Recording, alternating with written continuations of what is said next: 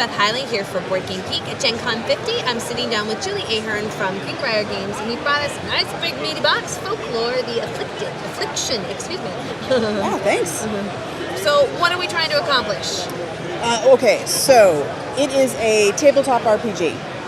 You are a character in a world of, think traditional D&D, of old. So you've got your old school vampires, werewolves, and you are trying to rid the land of this scourge of evil that has taken over it and created a darkness that you personally cannot stand. So you pick a character, and because it's a tabletop and not an actual RPG, you already have a character created.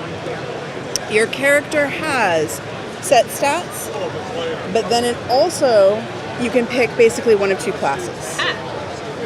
When you decide what you're going to specialize in per character, you would then, as you leveled up, follow that track throughout the courses of any number of games that you wanted to play. Now, because it is a tabletop, you also do not have a GM. You have a storybook that guides you along the stories for the game. Which literally, speaking of books...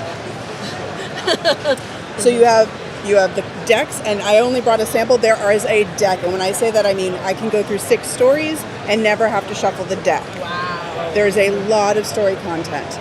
So you would start with your story. There we go. Here's our story. And this is a little sample. This isn't actually one of the stories that comes in the games. This was one for GenCon because the designers didn't want to give any spoilers. So you don't get to find out what happens in any of the real stories in the games.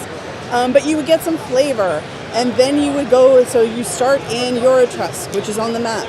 And so you're in Eurotrust. And then it tells you in the story that actually there you hear rumors of something happening in Ostelink, so you have to travel there. So you would take your group in an abstract traveling along the map of the world. To Ostelink. Ostelink. And let's say you are the witch hunter, and his stride is 4.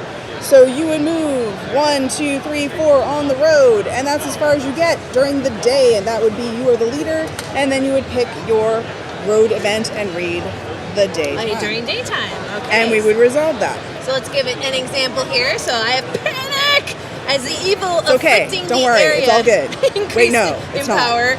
All the citizens flee for their lives. Characters cannot obtain new companions until the start of the next chapter unless otherwise told. And it's so sad because look at the companions you can get. You can get which he seems like a really good companion for the witch hunter. They have the sword and the crossbow, like they'd be buds. Or an animal companion, a puppy. Can't have them. They're not for you right now. So they'd have to wait until another turn. So the next person would go, and then it would be night. So the next time you would pick a card, you would look at the night track, and like I said, it's a huge deck. You have lots of stuff going on. Then once you got to, we were on Ostelink to Eurotrust. Once you got there, you would read the next part of the story, and the next thing would resolve. Now, some of the other things that you can come across besides the cards that have events like that are the big bads. So, as an example, here we have the Moon Priest. Now, doesn't he look pleasant? He's delightful, right? Very approachable. Yes, super friendly. Hey buddy, how's it going? You good? No? All right. So, if it's a minor storyline plot point, you would do a skirmish, which would be a roll, and as you can see, it levels up based on how many players are playing, but also the level of difficulty of the story. So you start off at dusk level in the first couple stories, and you get to nightmare by, book 6, story 6. Because theoretically you will learn. You're also leveling up. Exactly, You've got powers too. And you as an individual will probably be getting better at the game yourself. I like to play the Arcanist, and she the telekinetic track of her class because she can kill you with her mind. I enjoy her. I just have to have a lot of armor. I go to town and get a lot, visit the blacksmith a lot. However, so you can fight them that way, which is an abstract dice roll back and forth between them and you. Or, once you get to major plot points, you would flip it, and you would actually, in the storybook, see which of the maps you would pick. So you're zooming into the location on the world map to the actual place where the battle happens.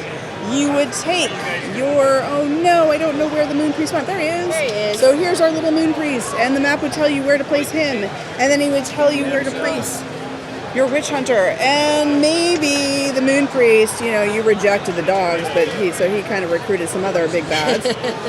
And then they would each have their own cards, and then you would go into it. Now, who has initiative, all of that would be based on the story. So all of that is taken care of for you.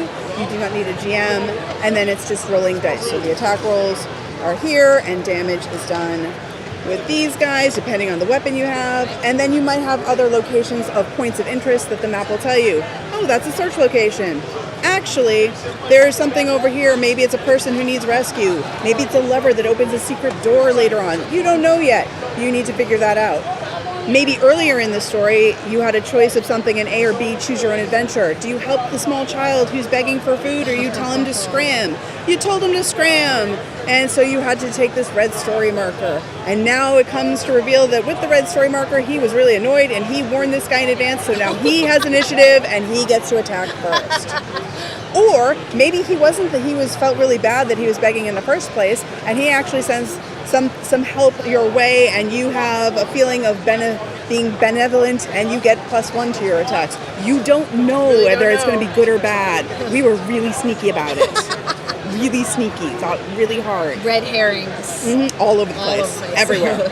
So each story is 2 or 3 chapters. Each chapter is about an hour of playtime. You have 6 stories in the core game, 9 in the expansion, which I don't have with me, but and let's give a little love to some of the minis that you guys have available here. So many minis. 35 in the core game. Lots of content. Right? Lots of playability. We always got to give love to bit love. So if you guys want to check that out, so RPG, tabletop, everything you need in the box, no GM needed. This is Folklore, the Affliction, which is from Greenbrier Games. And Julie, thank you so much for letting us take a quick tour. Thank you so much.